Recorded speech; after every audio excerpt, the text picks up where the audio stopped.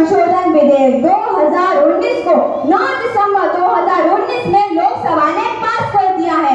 इस बिल का उद्देश्य पाकिस्तान, बांग्लादेश और अफगानिस्तान से आए 6 समुदाय हिंदू, बौद्ध, सिख, जैन, ईसाई एवं पारसी के शरणार्थियों को भारतीय नागरिकता प्रदान करना होता है। भारत एक सेकुलर, संप्रभुता संपन्न और शांति प्रिय देश है। शायद यही पूरे विश्व में विविधता में एकता का परिचय देने वाला अकेला ही देश है।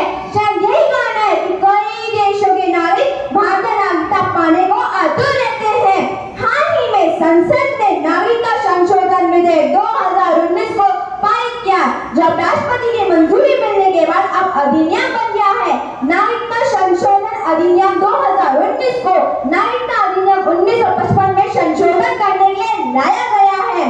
OCI, overseas citizenship of India, जन्म, वंशानुगत, देशीकरण, पंजीकरण और उनके अधिकारों को नियंत्रित करता है। OCI भारत यात्रा के लिए पंजीकृत प्रणाली को बहुउद्देश्य आजीवन वीजा जैसे कुछ लाभ प्रदान करता है। हाँ, अवैध प्रवासियों के लिए भारतीय नागरिकता प्राप्त करना प्रतिबंधित है। अवैध प्रवासी से तात्पर्य कि ऐसा विदेशी व्यक्ति जो वैध दस्तावेजों और पासपोर्ट के बिना देश में प्रवेश कर लेता हो, या फिर वैध दस्तावेजों और पासपोर्ट से तो प्रवेश कर ही लेता है, परंतु अनुमानित अवधि समाप्ति के बाद भी देश में रुका रहता है। ऐसे अवैध समूह पर भारत में मुकदमा भी चलाया जा सकता है या उन्हें निर्वासित या कैद भी किया जा सकता है।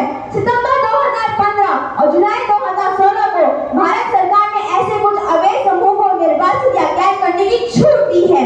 अधिनियम में किए गए संशोधन के प्रमुख प्रावधान।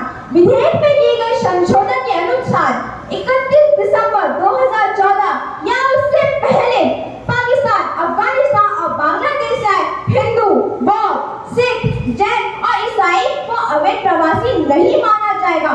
इनको उपरोक्त लाभ प्रदान करने के लिए केंद्र सरकार को विदेशी अधिनियम 1946 और पासपोर्ट भारत में प्रवेश करने के लिए अधिनियम 1920 की छूट प्रदान करनी होगी। अधिनियम 1946 और अधिनियम 1920 केंद्र सरकार को भारत में विदेशियों के निवास और प्रवेश को नियंत्रित करने की शक्ति प्रदान करता है। सरकार का रुख। विपक्षी दलों का कहना है कि यह बिल तो मुसलमानों के खिलाफ है, इस बिल में तो मुसलमानों को शामिल ही नहीं किया है, परंतु सरकार ने स्पष्ट किया है कि पाकिस्तान, बांग्लादेश और अफगानिस्तान 3 इस्लामी गणराज्य हैं जहां मुसलमान बहुसंख्यक है, तो इन्हें अल्पसंख्यकों को उत्पीड़ित नहीं माना जा सकता। इस विधेयक का उद्देश्य किसी की नागरिकता लेने के बजाय उन्हें सहायता देना है।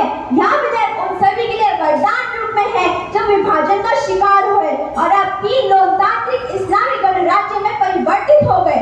सरकार को इस विधेयक को लाने के कारणों के रूप में पाकिस्तान और बांग्लादेश के अल्पसंख्यक अधिकारों एवं सम्मान की रक्षा में धार्मिक विभाजन तथा बाद में नेहरू-लियाकत संधि 1950 की विफलता पर भारत का विभाजन दिया है।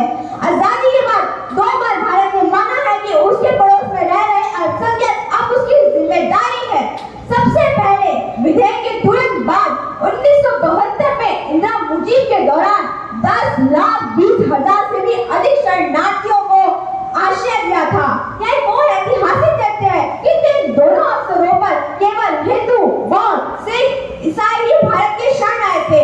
हाँ, म्यांमार और श्रीलंका अल्पसंख्यक को न शामिल करने के सवाल के ऊपर सरकार ने स्पष्ट किया कि शरणार्थियों को नागरिकता देने की प्रक्रिया विभिन्न सरकारों द्वारा समय समय अनुच्छेद 14 के तहत उचित योग्यता पे दी गई है। गृह मंत्री अमित शाह ने स्पष्ट किया यदि इस देश का बंटवारा धर्म के ऊपर न होता तो इस विधेयक को लाने की कोई आवश्यकता नहीं पड़ती।